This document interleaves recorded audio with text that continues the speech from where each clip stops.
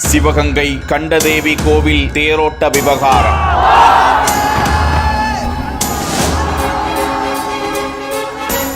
யார் தேரை வடம் பிடித்து இழுப்பது என்பது குறித்ததான சமூக பிரச்சனை.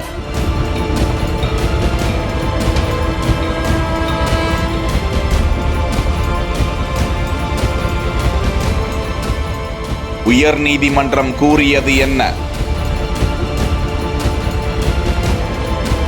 பல ஆண்டுகளுக்கு பிறகு பக்தர்கள் வடம் பிடிக்காமலேயே ஜேசிபி எந்திரம் பின்னால் வர வெள்ளோட்டத்தை நடத்தி முடித்திருக்கும் கண்டதேவி கோவில் தேர்.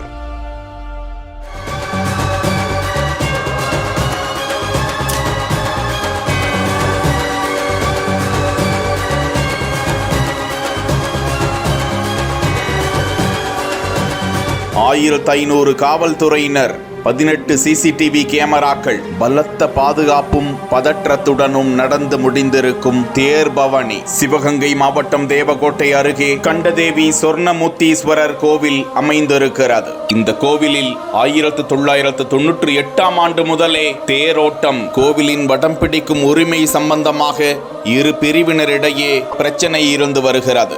இதனால் ஏற்பட்ட பிரச்சனைகள், சர்ச்சைகள் காரணமாக 1998ஆம் ஆண்டு தேரோட்டமே நின்றுவிட்டது. அதன் பிறகு புதிய தமிழகம் கட்சி தலைவர் கிருஷ்ணசாமி வழக்கு தொடர்ந்திருந்தார். இது குறித்து விசாரித்த உயர்நீதிமன்றம் அனைத்து பிரிவினரும் இணைந்து தேரோட்டத்தை இழுத்து செல்ல வேண்டும் என்று உத்தரவிட்டது. அதன் பிறகு 2002ஆம் ஆண்டு முதல் 2006ஆம் ஆண்டு வரை பலத்த பாதுகாப்பு ஏற்பாடுடன் தேரோட்டம் நடந்து வந்த நிலையில் பழைய தேர் பழுதாகிவிட்டதால் 2012ஆம் ஆண்டு தேரோட்டம் நடைபெறவில்லை. பல லட்சம் ரூபாய் செலவில் புதிய தேர் செய்யப்படும் பணி பிறகு தொடங்கியது. இந்த நிலையில் புதிய தேர் வெள்ளோட்டத்தை நடத்த வேண்டும் என்று அந்த பகுதியை சேர்ந்த சிதம்பரம் என்பவர் 2019ஆம் ஆண்டு வழக்கு தொடுக்க, இந்த வழக்கு குறித்து விசாரித்த உயர்நீதிமன்ற மதுரை கிளை, சுதந்திரம் பெற்று 75 ஆண்டுகள் கடந்தும் சில பிரிவினரிடையே ஒற்றுமை இல்லை, இது கவலைக்குரிய விஷயம் என்றும், பல கோடி ரூபாய் செலவு செய்து தெருவில் நிறுத்தி வைக்கவா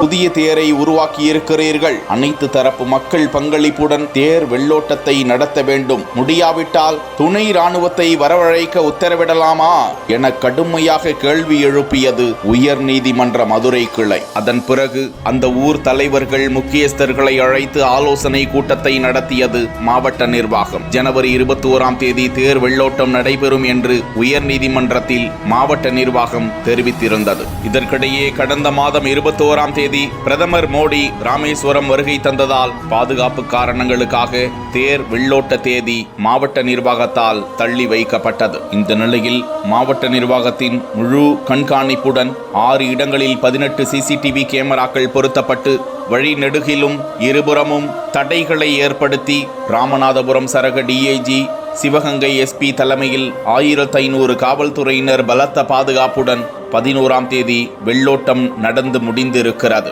மாவட்ட இந்து சமய அறநிலையத்துறையில் பணியாற்றும் 150க்கும் மேற்பட்ட ஊழியர்கள் மட்டுமே தேரை வடம் பிடித்து இழுக்க அனுமதிக்கப்பட்டனர் என்பது குறிப்பிடத்தக்கது.